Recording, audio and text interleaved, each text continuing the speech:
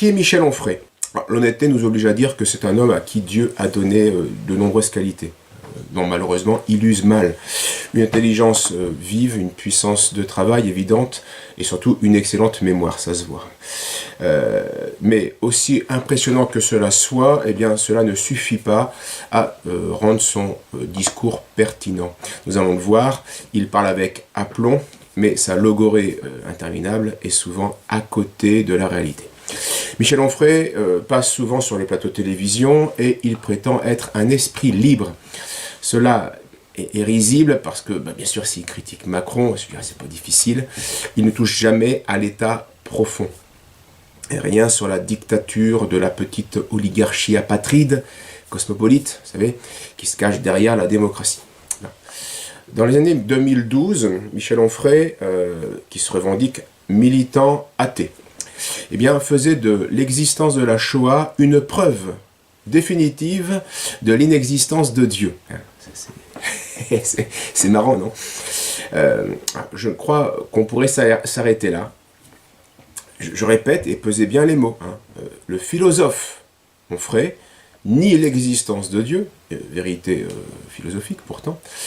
Par contre, ce grand esprit critique, eh bien, affirme l'existence des chambres à gaz.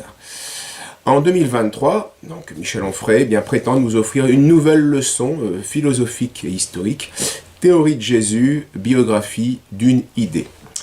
Alors, en fait, cela tient plus de l'autosuggestion qu'à une œuvre philosophique. Mais, nous allons le voir, Michel Onfray a beau se déclarer athée et esprit libre, eh bien, il n'est pas sans préjugés, et ces préjugés influencent nécessairement, inévitablement, son discours. Nous allons donc montrer dans cette vidéo, preuve à l'appui, les extravagances, les raccourcis, les malhonnêtetés, les contresens, les erreurs, les a priori de ce monsieur. Et nous finirons en montrant le drame humain qui se cache derrière ces vains et orgueilleux discours.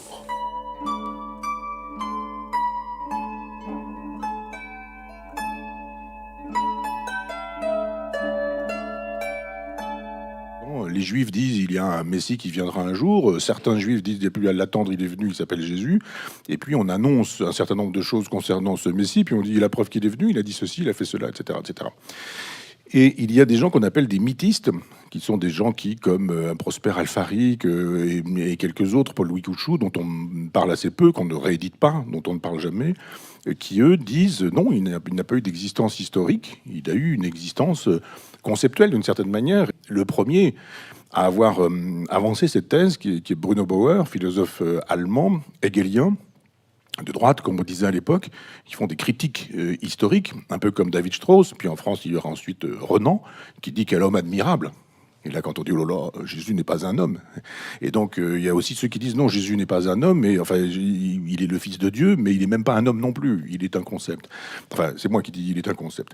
Et à un moment donné, j'ai voulu apporter pour le coup ma pierre à l'édifice. Donc, vous l'avez compris, dans la famille des rationalistes, Onfray est un mythiste, disciple de Strauss, qui est mort en fin 19e. Tous les rationalistes nient le surnaturel. Mais seule une minorité nie l'existence historique même de Jésus. C'est d'ailleurs ce que concède Michel Onfray sans difficulté. En France, oui, c'est effectivement une thèse que n'acceptent pas beaucoup de gens, y compris les athées, qui croient en l'existence d'un Jésus historique. L'explication du mythe a été depuis longtemps abandonnée par les rationalistes au profit de plusieurs systèmes plus ou moins élaborés. On parle plutôt du Jésus idéalisé. C'est Reuss, c'est Renan, c'est Sabatier, c'est Loisy. La doctrine de Jésus serait le résultat d'une idéalisation lente, progressive, inconsciente des premiers chrétiens. On parle aussi du Jésus échafaudé.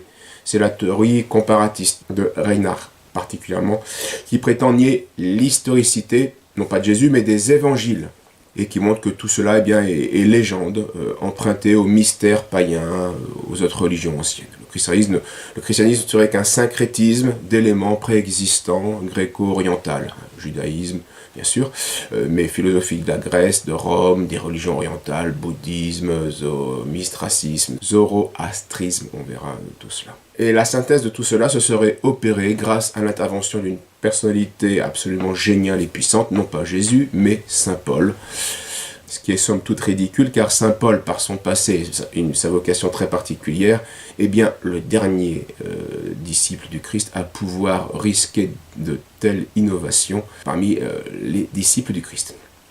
Et puis on parle enfin du Jésus inventé. C'est l'école de l'histoire des formes de l'histoire, des formes Geschichte, ça vient de l'Allemagne évidemment, avec Schmitt et Bultmann, particulièrement en 1925, qui prétend que l'histoire de Jésus ne peut être qu'inventée, non par les disciples directs, mais qui n'ont pas pu déformer à ce point la figure de Jésus, mais inventée par les foules, mues par des grands mouvements de pensée sociale et religieuse. Et on aurait donc l'écho simplement d'une tradition, mais qui ne s'est pas contenté de recueillir et de sélectionner, mais qui a surtout inventé selon les lois de la littérature populaire. Ouais. Eh bien, Onfray a beau se dire mythiste, nous allons voir qu'en fait, il pioche un petit peu dans ces trois systèmes qui sont ou complémentaires ou contradictoires. Avant d'aller plus loin, il importe bien de remarquer que ces théories, toutes, partent d'un a priori, qui est le suivant: un fait surnaturel ne peut pas être historique. Ce qui veut dire que ces systèmes ne sont pas basés sur l'histoire, mais bien sur la négation métaphysique du surnaturel. Le rationalisme philosophique repose sur un préjugé, pourtant plusieurs fois contredit par les faits historiques irrécusables, même si on peut nier tel ou tel miracle, il y a des faits qui, eux, ne sont pas niables. Et donc, le présupposé est le suivant: l'impossibilité radicale du miracle, qui n'est pas, notez-le, un effet sans cause, mais bien au contraire un effet directement rattaché à la cause première, d'où l'aspect divin. Et d'ailleurs, les rationalistes ne s'en cachent pas. Dans l'introduction à la vie de Jésus, Renan écrivait ceci: que les évangiles soient en partie légendaires, c'est ce qui est évident, puisqu'ils sont pleins de miracles et de surnaturel. Qu'une tempête ait été apaisée par un mot, nous ne le croyons pas, et nous ne le croirons jamais. Renan, comme Onfray, ne démontre rien. Il ne se fonde pas sur des arguments historiques, mais il brode une critique et des théories pseudo-historiques en fonction de leurs préjugés philosophiques. Donc il déclare que cela n'est pas historique en raison de leurs postulats philosophiques erronés. Donc c'est important à noter. Voyons les premiers arguments, soi-disant scientifiques, donnés par M. Onfray pour affirmer sa théorie. Les gens qui avancent l'idée que Jésus aurait été historiquement un personnage s'appuient sur des mêmes textes, dont la science nous fait la démonstration qu'ils ne sont pas des textes contemporains. C'est-à-dire que quand chez Tacite, Suétone ou Flavius Joseph, il y a des références, d'abord ce sont des références au christianisme. Et la référence au christianisme, c'est la preuve que le christianisme existe. Mais c'est pas la preuve que le Christ a eu lieu, comme homme, comme Jésus, je dirais, comme existence historique de Jésus. Et puis après, il faut faire un peu, c'est ce que j'avais fait dans mon cours d'université populaire, une histoire des manuscrits. C'est-à-dire les gens pensent que le texte de Flavius Joseph, il date de Flavius Joseph. Pas du tout. Il est écrit, réécrit, copié, recopié, traduit. Et puis, il y a des moines copistes qui parfois même sont illettrés, mais recopient des choses qu'ils ne comprennent pas, mais simplement parce que c'était leur métier. Ils faisaient dans des scriptoriums. Et ils travaillaient, puis d'autres qui savaient lire, qui savaient écrire, qui savaient penser, etc. Et qui ajoutaient des choses en disant, il manque ceci, il manque cela. Et hop, on rajoute 3 lignes, 10 lignes, etc. Alors, comme Onfray parle beaucoup et dans tous les sens, il arrive à dire, et c'est une performance, il arrive à dire de nombreuses contre-vérités en très peu de temps. Ce qui nous oblige à découper son discours afin de procéder par ordre. Tout d'abord, il est vrai que les renseignements d'origine païenne, hors chrétien donc, sont rares et peu explicites, et quoi de plus normal, ce silence relatif s'explique de façon toute naturelle. Pour s'intéresser à un fait, il faut en comprendre l'importance. Or, au milieu de la concurrence des cultes antiques, latins, grecs, égyptiens, syriens, phrygiens, iraniens, celtes, juifs, et puis bien sûr chrétiens, eh bien, les païens avaient quelques difficultés à soupçonner que le culte chrétien allait conquérir le monde et que son Messie crucifié et ressuscité allait bientôt chasser de leur temple toutes les idoles et tous les empereurs divinisés. Le culte chrétien apparaissait donc non seulement négligeable, mais même méprisable, car né en Judée, il participait au discrédit des Juifs. Les historiens romains donc ne se préoccupaient que des grandes affaires, les affaires de l'État ou des grands personnages. Comment aurait-il pu bien s'intéresser à la naissance de Jésus? Leur silence sur Jésus ne prouve rien et s'explique très naturellement. C'est seulement quand le groupe chrétien, et donc ce nouveau groupe, se heurte dans son expansion à des situations acquises, à des habitudes, à des ambitions, à des intérêts divers, eh bien que l'attention est attirée sur lui. Et alors, les historiens du dehors eh bien, commencent à rendre compte dans leurs écrits de ce phénomène. Jusque-là, on ne peut avoir que des allusions rapides, d'une exactitude médiocre évidemment, et parfois tout à fait prévenue et injuste. Suétone a écrit la vie des 12 Césars, et rien ne pouvait l'attirer à écrire l'histoire d'un charpentier habitant une ville de province d'un peuple méprisé. Donc il parle bien d'un fameux Christus, mais ce n'est pas nécessairement le Christ qui est désigné par là, ça peut être le nom d'un juif quelconque dans sa vie de César, en parlant de Claudius. Tacite est un historien romain et un moraliste. Or, vers l'an 117, dans ses annales, 1544, eh bien, Tacite rapporte la mort de Jésus sous Ponce Pilate. En ces termes, l'auteur de la secte avait été condamné au supplice sous le règne de Tibère par le procureur Ponce Pilate. C'est quand même pas rien. Et donc, absolument rien ne permet de nier l'authenticité de ce passage de Tacite. Et c'est en plus purement gratuitement que l'on peut affirmer qu'un moine copiste l'aurait ajouté. Ce passage.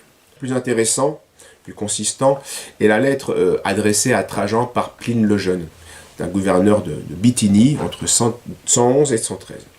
Et cette pièce est incontestable. On y voit un magistrat, donc Pline le Jeune, s'informer contre des chrétiens en raison de dénonciations répétées. Donc il fait son enquête consciencieusement à la romaine, donc jusqu'à la torture inclus. Et voici le résultat de son enquête.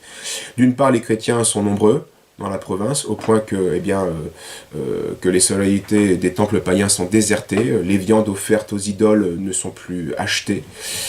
Et d'autre part, les crimes dont on les accuse n'ont pas été confirmés par l'enquête. On constate chez eux, au contraire, un engagement à ne pas faire le mal, des réunions matinales à jour fixe, comportant une prière, un cantique au Christ qui est invoqué comme Dieu, dit Pline le Jeune. Des repas communs mais aussi innocents. Donc en somme, rien de mauvais si ce n'est cette superstition, tel est le verdict de Pline le Jeune. Pline ne nie donc pas l'historicité de Jésus, mais il blâme cette superstition à son égard. Les chrétiens l'honorent comme Dieu, ce que bien sûr Pline trouve stupide. Et enfin, les ennemis du non-chrétien, les juifs, dans leur opposition à la prédication chrétienne, n'ont jamais nié l'historicité de Jésus.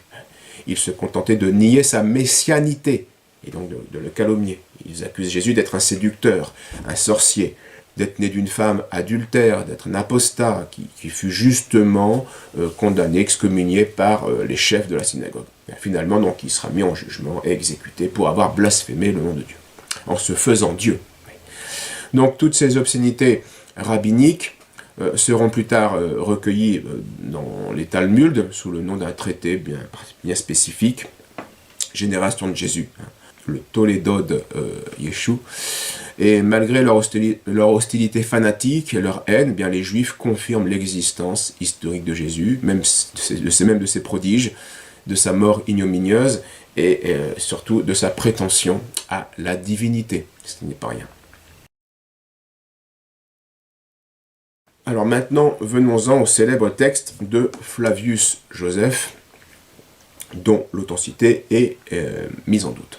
Et par exemple, en ce qui concerne Flavius Joseph, des gens ont fait la démonstration que stylistiquement, les passages qui concernent les chrétiens ne datent pas de l'époque où Flavius Joseph existe, quoi. Donc c'est un petit peu comme si aujourd'hui on dit on a trouvé un texte extraordinaire de Descartes, un inédit, dans lequel Descartes nous explique que L'être et le néant de Sartre n'est pas un bouquin terrible. On se dira, tiens, c'est pas un livre, c'est pas possible. Ce texte a été écrit évidemment au XXe siècle et c'est sûrement pas un texte de Descartes. C'est-à-dire qu'à chaque fois qu'il y avait des arguments, ces gens les ont démontés en disant historiquement, mais non, mais pas du tout, mais ceci, mais cela, etc. L'historien Flavius Joseph est né à Jérusalem en l'an 38. Et il est mort à Rome vers l'an 100. On lui doit 4 ouvrages composés tous en grec. de la guerre juive, des antiquités judaïques, une autobiographie, et contre Appion. Dans ces antiquités juives, judaïques, Flavius Josèphe parle de deux personnages capitaux qui sont liés à l'histoire évangélique.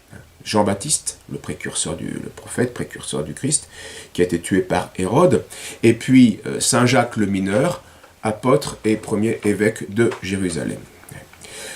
Un autre passage, bien sûr, concerne la personne de Jésus. En ce temps vivait Jésus, homme sage, si toutefois il faut l'appeler homme. Il accomplissait en effet des choses merveilleuses, il enseignait les hommes qui reçoivent la vérité avec joie, et il entraîna à sa suite beaucoup de Juifs et beaucoup d'Hellènes. Celui-là était le Christ. Et quand, sur la dénonciation des principaux de notre nation, Pilate l'eut condamné à la croix, ceux qui l'avaient aimé au début lui gardèrent leur affection. Il leur apparut, en effet, le troisième jour, de nouveau vivant, comme les divins prophètes l'avaient annoncé, ainsi que 1000 autres merveilles à son sujet. Jusqu'à ce jour encore subsiste la race des chrétiens, ainsi nommée à cause de lui. Si ce texte est authentique, l'historien Flavius Josèphe est le premier écrivain non chrétien à parler de Jésus. Ce témoignage du Christ, ce testimonium des Christo, apparaît pour la première fois comme une citation dans l'histoire ecclésiastique de Eusèbe de Césarée vers l'an 325. Et à partir de ce moment-là, il est exploité fréquemment par des historiens, des théologiens, des exégètes. Mais à partir du XVIe siècle, on commence à le mettre en doute, et surtout à partir du XVIIe et XVIIIe siècle, on nie l'authenticité de ce passage. On conclut à une interpolation chrétienne, ou totale ou partielle. Et donc face à ces critiques, de nombreux auteurs catholiques, le père Lagrange, le monseigneur Batifol, le père de Grande Maison, préfèrent ne pas user de ce témoignage qui n'est plus aussi probant. Et pourtant, ça peut se comprendre, puisqu'il est trop contesté, ça n'aura plus de valeur, donc on le met de côté. Mais il faut bien avoir conscience que ce témoignage, cette décision, est fondée sur une pure conjecture, et non pas une nécessité. Pour le dire autrement, que le texte primitif ait été interpolé par un chrétien, ce n'est qu'une hypothèse, et non pas une certitude prouvée. C'est une possibilité. Ce qui veut dire que l'autre hypothèse a aussi ses vraisemblances et ses probabilités sérieuses. Ce qui veut dire donc concrètement que Michel Onfray lui-même, de même que c'est un argument fragile pour démontrer l'existence de Jésus, c'est un argument fragile pour démontrer l'inexistence de Jésus. Et malheureusement, c'est ce que fait Michel Onfray. Et je vais expliquer pourquoi. Je résume là 2 grands et longs articles écrits par M. Tricot dans la revue d'Apologétique en 1922, qui fait une très bonne synthèse de la question. La critique philologique et stylistique du texte lui-même est une chose importante, évidemment, mais elle ne doit pas omettre aussi l'analyse psychologique des connaissances de l'auteur, donc de Joseph, ses sentiments, ses intentions. Autrement dit, est-ce qu'il est si sûr que Joseph, étant ce qu'il était, ne pouvait pas écrire les lignes que nous venons de lire? Rappelons, il est né à Jérusalem, à l'ombre du temple, une dizaine d'années après la mort du Christ. Joseph y a grandi, dans une famille sacerdotale. Il a reçu une éducation rabbinique, et à partir de ses 16 ans, et durant 3 ans, il va fréquenter successivement les cercles pharisiens, les cercles sadducéens et les cercles esséniens, qui sont des judéo-chrétiens. Et en vue de comparer, d'acquérir leur connaissance, puis peut-être même de choisir un des 3 modes de vie. Et donc, il n'a pas pu ignorer qu'à Jérusalem, il y avait aussi un mouvement nouveau qui se dessinait, qui s'affirmait même en opposition marquée avec la religion officielle. Et que les partisans de cette doctrine, suspectes, se réclamaient de Jésus. Celui-là même qui avait été supplicié après jugement et condamnation du Sanhédrin. Donc Joseph fait d'ailleurs écho plusieurs fois dans ses écrits aux oppositions qui existent entre l'église naissante et la synagogue. Il parle de l'émeute qui a été provoquée dans le temple en l'an 57, rapporté aussi par les évangiles, par les actes des apôtres. On y voit donc des juifs d'Asie qui reconnaissent saint Paul, converti. Ils ameutent la foule contre lui, l'accusent de profaner le temple et vont chercher à le tuer. Alors heureusement, le tribun fait venir la cohorte qui arrache Paul des mains de la foule qui criait « Fais-le mourir, fais-le mourir ». Flavius Joseph parle aussi de la condamnation par le Sanhédrin à l'instigation du grand prêtre de l'époque qui s'appelait Anan II, du supplice de Saint Jacques le mineur, le frère du Seigneur, en l'an 62. Et là encore, Flavius Joseph ne pouvait pas ignorer les motifs du procès et de la condamnation. Joseph avait environ 25 ans, donc il ne pouvait pas ne pas avoir entendu parler de Jésus, de sa doctrine qui divisait les Juifs de l'époque. En l'an 64, Joseph quitte la Palestine, vient à Rome pour une délégation pour libérer des Juifs prisonniers, et c'est l'époque 64 où Pierre et Paul ont déjà évangélisé par plusieurs passages Rome. Et à Rome même, il va être en contact avec Agrippa II, celui-là même qui avait entendu saint Paul à Césarée dans la salle d'audience du procureur Festus. Donc on voit, il y a plusieurs interactions très nettes, très fortes entre des personnages cités par les évangiles et cités par l'historien Joseph. Après la destruction de la Judée en 70, Joseph accompagne Titus à Rome, il s'y fixe, et là il est installé dans l'ancien palais de Vespasien. Il devient citoyen romain, il prend le nom de Flavius, en l'honneur de son bienfaiteur, et il est pourvu d'un confortable revenu grâce à un domaine qui fructifie en Judée, et puis il a une pension en plus annuelle payée par la caisse impériale. Bref, l'ancien élève rabbin Joseph est devenu politiquement un pro-romain. Et donc de ce qui précède, il est évident que Joseph était bien placé à Jérusalem comme à Rome pour recueillir les bris qui circulaient, les informations qui circulaient sur le fondateur de cette nouvelle religion. Donc c'est un premier point. Il pouvait parler de Jésus de manière précise. Le second point est plus délicat. Pouvait-il parler de Jésus, certes, mais de cette manière que l'on voit dans les antiquités juives. L'ouvrage a paru 15 ans après l'autre ouvrage, la guerre juive. Et il a paru avec un but bien précis pour des lecteurs grecs et romains, afin de leur donner une vue plus générale et exacte de l'histoire juive. Le but de Flavius est donc apologétique. Certes, il est pro-romain, il ne croit plus en l'avenir politique ni en la résurrection nationale de son peuple, mais il tenait tout de même à montrer, bien que sous un jour favorable, les particularités de sa nation. Et donc, au point de vue religieux, Joseph est beau être pro-romain, il reste, lui, fidèle à la Torah, à la loi de Moïse, etc., et aux prophètes.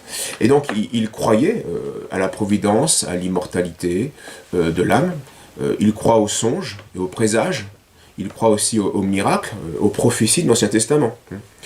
Il rapporte sur le même ton et sans aucun signe d'incrédulité l'évocation de Samuel qui apparaît par la pythonesse, un passage de l'Ancien Testament.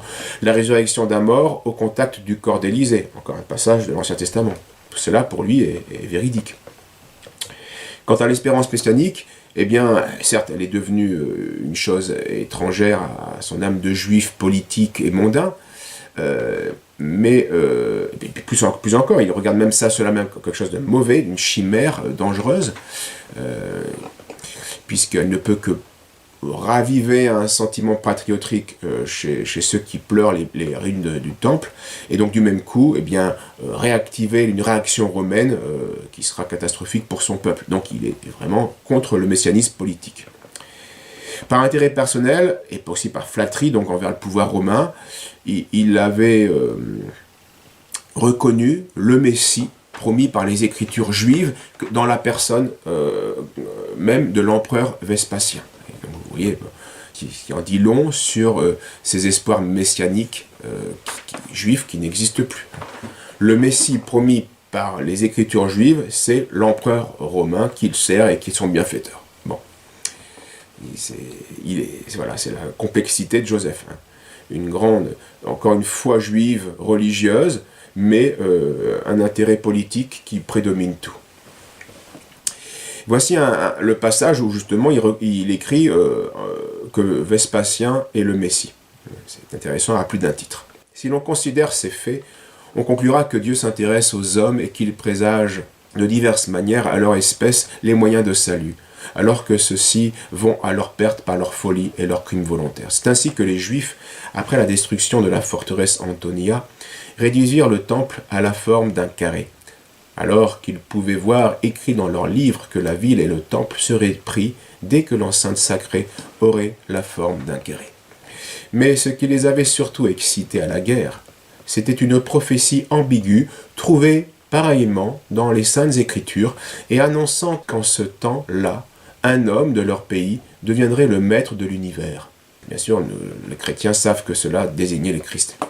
Les Juifs prirent cette prédiction pour eux et beaucoup de leurs sages se trompèrent dans leur interprétation, car l'oracle annonçait en réalité l'empire de Vespasien, proclamé pendant son séjour en Judée.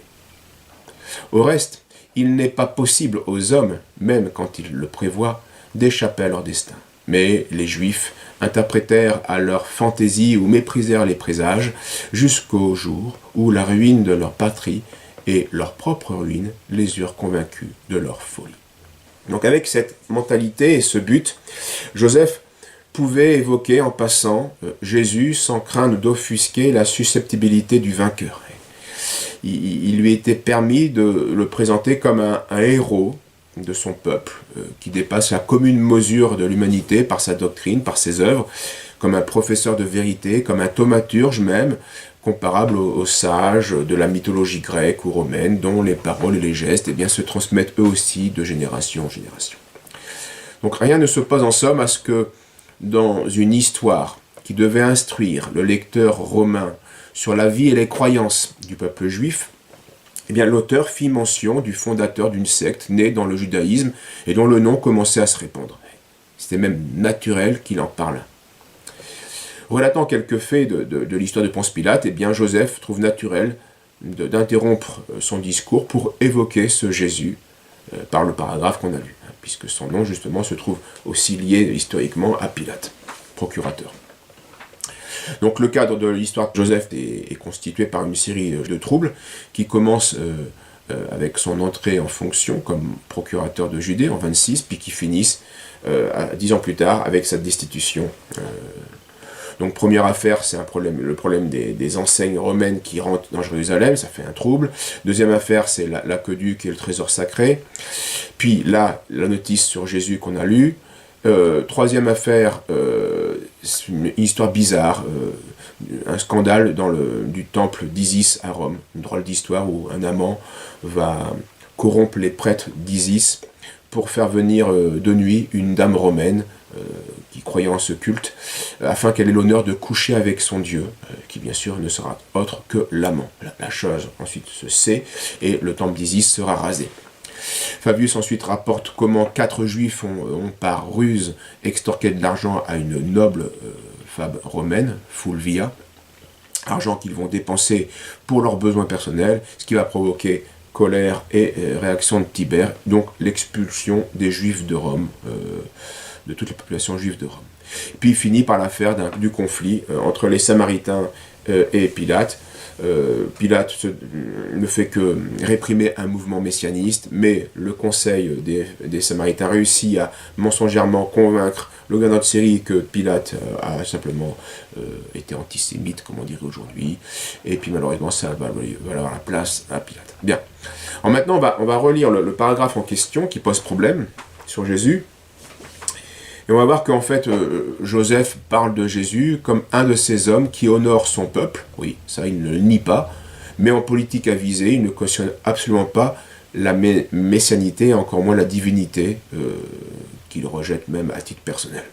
D'où donc le si toutefois, il faut l'appeler un homme. Ces mots n'impliquent pas la croyance à la divinité du Christ. Joseph présente Jésus comme un sage, comme un homme supérieur, qui accomplissait en effet des choses merveilleuses, comme l'ont fait des héros ou des demi-dieux des Grecs et des Romains. Il enseignait les hommes qui reçoivent la vérité avec joie. Donc au prestige du thaumaturge, maintenant Joseph ajoute la science de la loi, comme pour dire que les Juifs, eux aussi, ont des maîtres, comme les Gréco-Romains ont leurs philosophes. Et n'oublions pas que dans la mentalité des cercles cultivés d'alors, comme d'aujourd'hui malheureusement, quand on parle de vérité, on parle de choses essentiellement relatives. Il ne s'agit pas de la vérité avec le grand V au sens chrétien du mot, nécessaire pour le salut. Autre indice que Joseph n'adhère pas à la loi chrétienne, il ajoute « et il entraîna à sa suite beaucoup de juifs et beaucoup d'hellènes ». Le verbe comporte même une nuance hostile que Théodore Reynard, un traducteur de Joseph, traduit par « il séduisit », « il entraîna », qui sous-entend donc au fond une doctrine fallacieuse, erronée. De plus, l'information est factuellement inexacte. Les évangiles attestent le contraire. La prédication de Jésus s'adresse uniquement et premièrement aux Juifs. La prédication aux gentils sera certes ordonnée par le Christ, mais confiée aux apôtres. Donc, un chrétien n'aurait pas commis cette erreur. Par contre, l'anachronisme s'explique facilement chez un écrivain qui n'est pas chrétien et qui est à la fin du 1er siècle.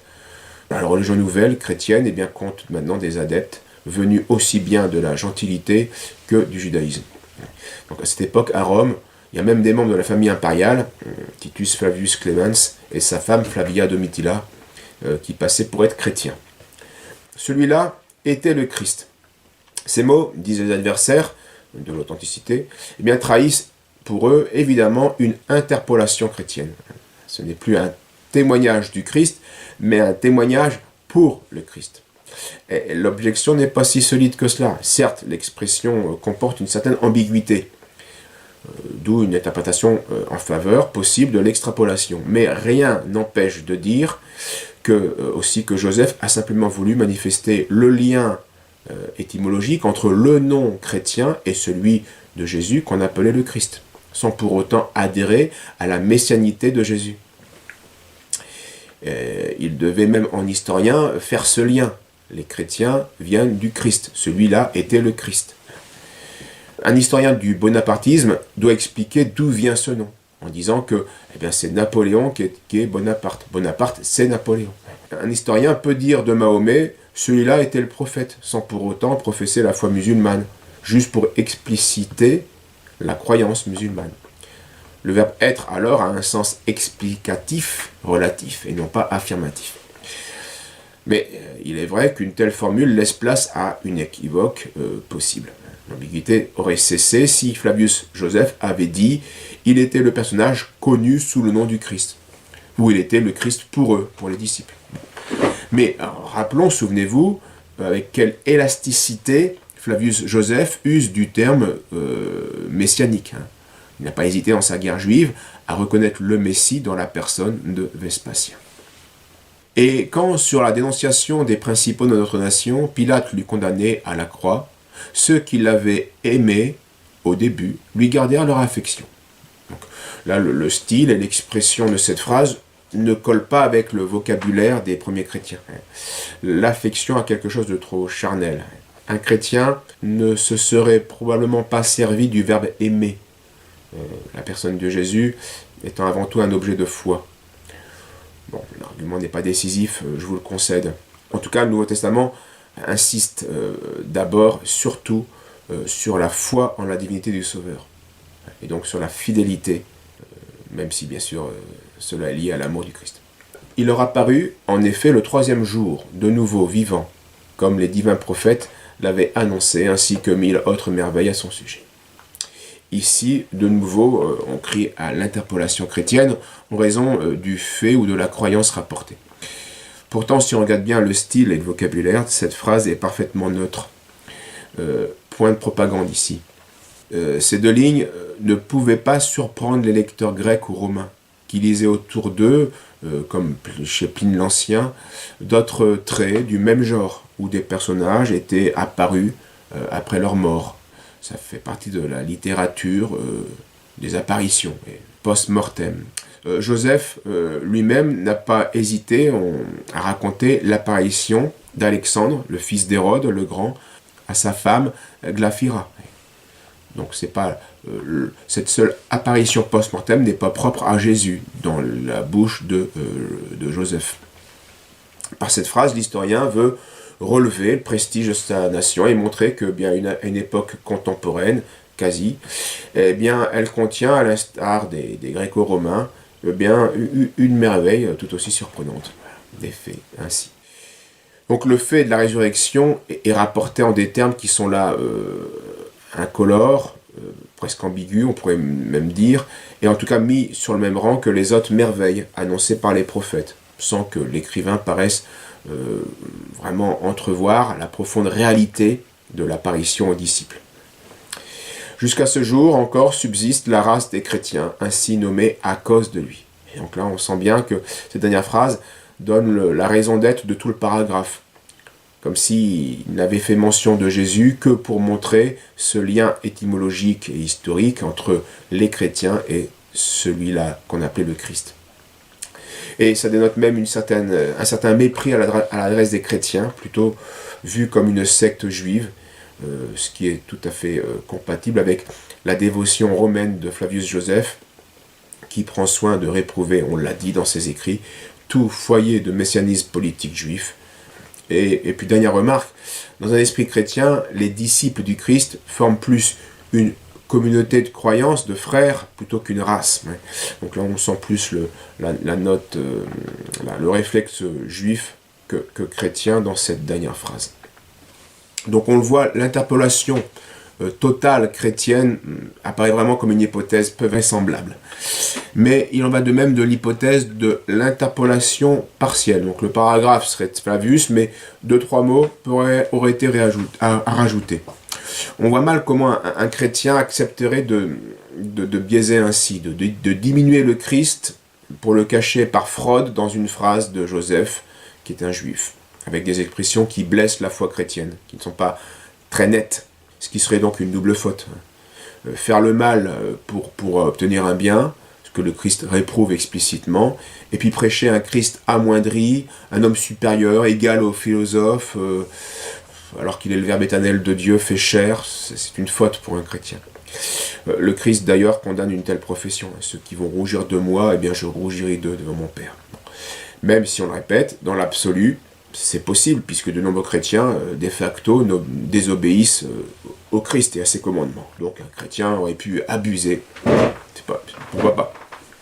Mais ce passage se lit dans les 3 manuscrits les plus anciens qu'on possède. Alors c'est vrai que ces manuscrits les plus anciens qu'on possède de Joseph ne datent que du XIe siècle. Bon. Par contre, on a des citations de ce passage dans des manuscrits plus anciens, et qui sont notamment chez Eusèbe de Césarée, qui sont du IVe siècle. Bien. Puis on a d'autres versions latines. Certains objectent qu'à l'époque d'Origène, que Origène ne l'a pas cité dans ses manuscrits, et que par conséquent, s'il y a une interpolation, elle s'est faite entre la publication de l'ouvrage d'Origène contre Cels en 248 et l'ouvrage de Eusèbe de Césarée, Histoire ecclésiastique, en 325. Donc ce serait entre 250 et 325 qu'aurait eu l'interpolation. Donc là encore, dans l'absolu, c'est possible, mais c'est une affirmation gratuite. Il n'y a rien qui le prouve directement, extérieurement. En tout cas, l'hypothèse d'Onfray, que ce soit un moine copiste au 8e siècle qui ait bricolé le passage, lui, il est complètement stupide. Dans son commentaire donc, sur saint Matthieu et ensuite contre Cels, Origène note comme une chose étrange que Joseph n'ait pas reconnu Jésus comme le Christ, voilà. Alors qu'il a témoigné en la faveur de la sainteté de saint Jacques. Donc, pourquoi il aime saint Jacques et le disciple du Christ et pas le Christ. On verra entre autres pourquoi. Donc Origène ne cite pas le témoignage de Joseph comme un argument de discussion contre le païen, Cels, pour montrer bien l'historicité des miracles de notre Seigneur et de sa résurrection. Alors l'argument est assez faible, parce qu'il n'y a rien de décisif. C'est pas parce que Origène aurait pu citer ce passage comme une preuve de ces miracles indirects, et bien qu'il le devait nécessairement dans sa polémique avec Cels. D'autant plus que Cels ne niait pas l'existence historique de Jésus. Donc pourquoi devoir le défendre ? Dans son discours véritable, ce païen, en 178, attaque par contre les évangiles, et accuse le Christ d'être un magicien, et les apôtres d'être des imposteurs. Mais il ne nie pas l'historicité de l'existence. Donc le silence d'Origène ne prouve rien contre l'authenticité ou l'inauthenticité de ce passage.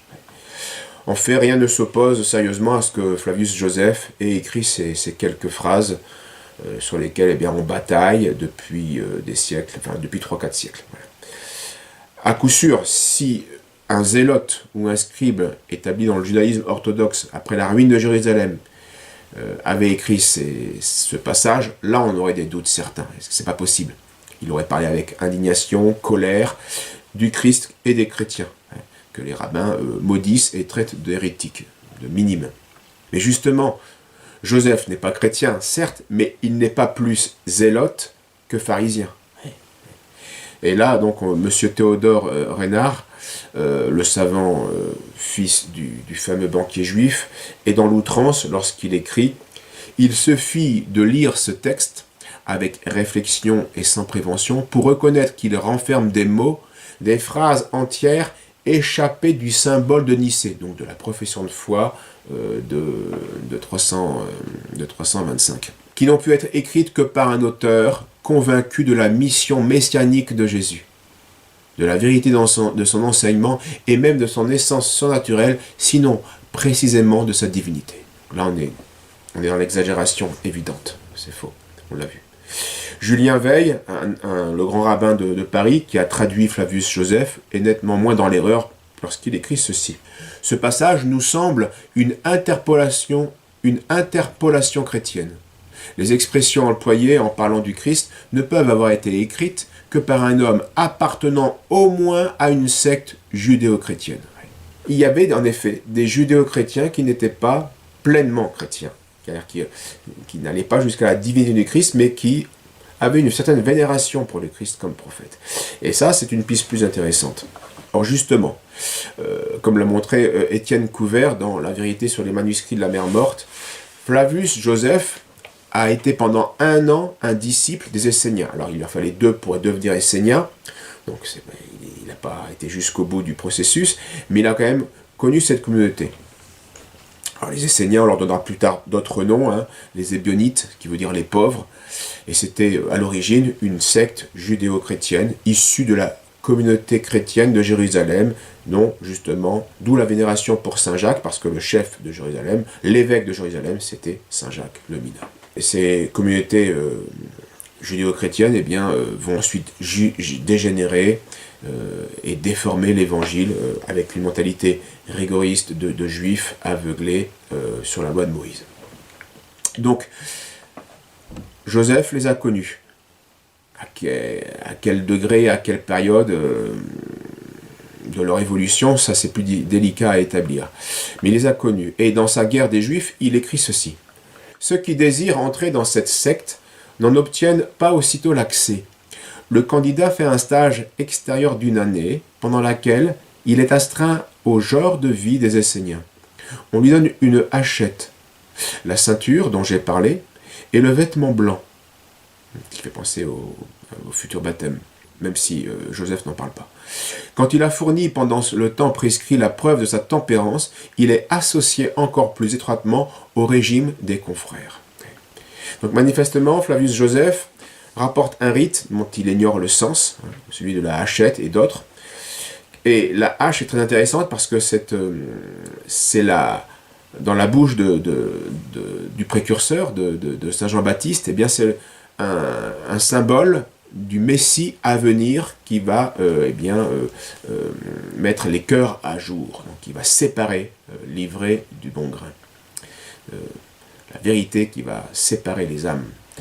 Voici ce que, prêchant aux Juifs, disait Saint Jean-Baptiste.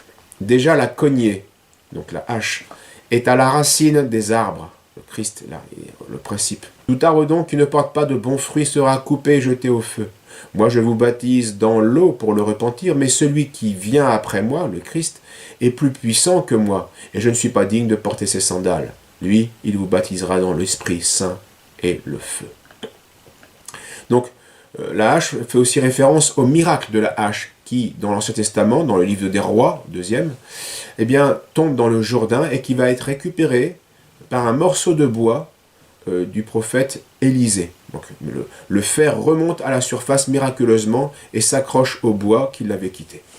La prophétie de Jean-Baptiste, donc, qu'on vient d'évoquer. Ensuite, la hache, par sa forme matérielle, ressemble au tau d'Ézéchiel, qui est le symbole du Christ aussi dans l'Antiquité.